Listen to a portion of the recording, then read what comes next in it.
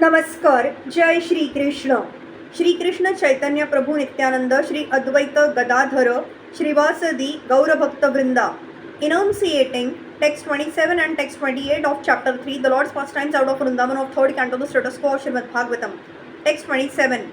Hiranyam rajatam shayam vasamsi ajina kambalan yanam rathan ibhan kanya dharam vritti karim api.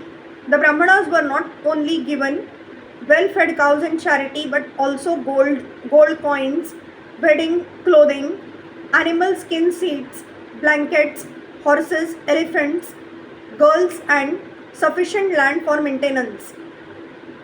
All these charities were meant for the Brahmanas, whose lives were devoted entirely for the welfare of society, both materially and spiritually.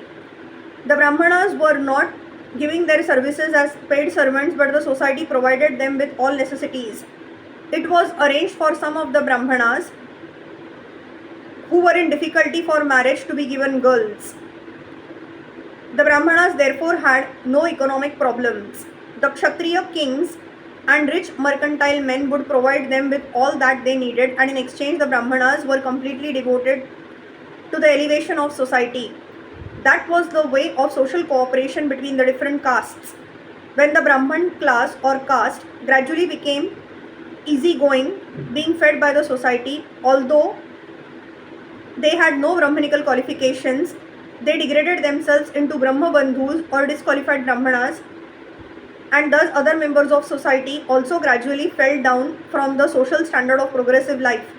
As described in Bhagavad Gita, the caste system is the creation of the Lord and is arranged according to the quality of work rendered to society and not in terms of birthright as falsely claimed in the present degraded society. Text 28. Annam choru rasam tebhyo dattva bhagavad arpanam go viprartha savah shurah pranemura bhuvi murdhabhih. Thereafter, they offered the Brahmanas highly delicious foodstuffs, first offered to the personality of Godhead, and offered their respectful obeisances by touching their heads to the ground. They lived perfectly by protecting the cows and the Brahmanas. The behavior exhibited by the descendants of Yadu in the pilgrimage site of Prabhasa was highly cultured and exactly to the point of human perfection. The perfection of human life is attained by following three principles of civilization: protecting the cows, maintaining the Brahminical culture, and above all, becoming a pure devotee of the Lord. Without becoming a devotee of the Lord, one cannot perfect one's human life. The perfection of human life is to be elevated to the spiritual world where there is no birth, no death, no disease, and no old age. That is the highest perfectional aim of human life. Without this aim, any amount of material advancement in so-called comforts can only bring about defeat of the human form of life. Brahmanas and Vaishnavas do not accept any foodstuff which is not first offered to the personality of Godhead. Foodstuff offered to the Lord is accepted by the devotees as the mercy of the Lord. After all, the Lord supplies all kinds of foodstuffs both to the human being and to other animals.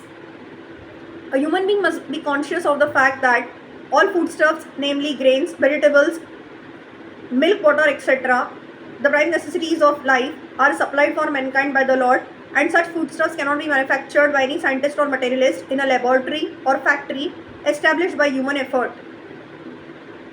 But both of them accepts foodstuffs which are the remnants of sacrifice. Sacrifice is ultimately meant to satisfy the Yajna Purush Vishnu. In the Bhagavad Gita 3.13, it is said that one who accepts foodstuff as the remnants of sacrifice is freed from all sinful reactions, and one who cooks foodstuffs for maintenance of his body takes in all kinds of sins which lead only to suffering.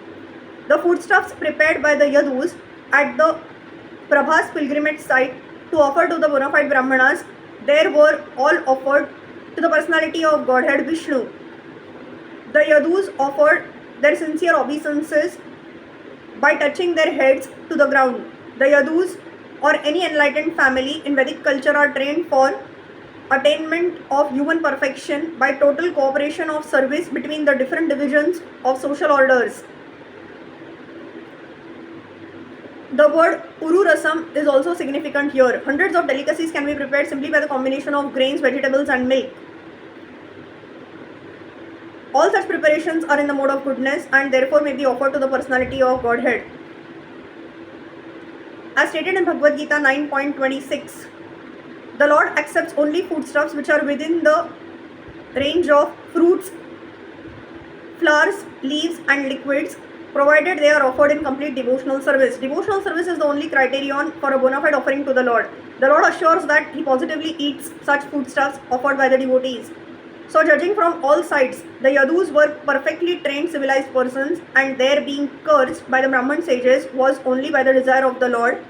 The whole incident was a warning to all concerned that one should not behave lightly with Brahmanas and Vaishnavas. Hare Krishna.